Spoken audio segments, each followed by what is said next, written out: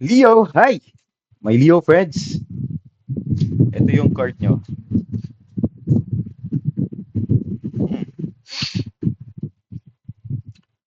Okay. The sun is always shining with you guys.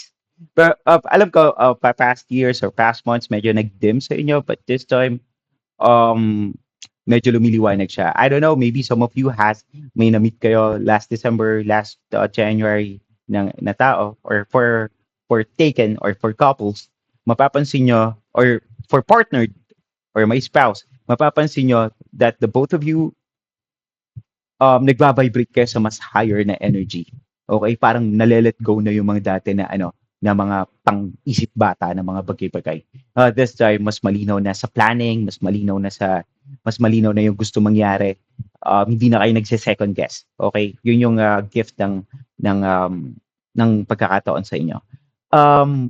To some Leos, I don't know why I'm sensing this. I kind of feel like yung mga namatay na investment or ROIs na hindi bumalik, parang to some of you guys, you will be surprised. May mga stock money na coming. It could be insurance claims. It could be, yeah, money na hindi mo ina-expect. Money from outside sources na hindi mo ina-expect. Outside from your job, hindi, labas sa labas to ng job. It could be a commission. Basta mga ganun, mga hindi mo ina-expect. So, ayun. Ang key, ayun, you guys are vibrating higher, na mas ready na kayo, mas open na kayo into stepping up sa mas mataas na level ng relationship. And at the same time, yun, mga tulog na pera na akala nyo wala na. Yun lang.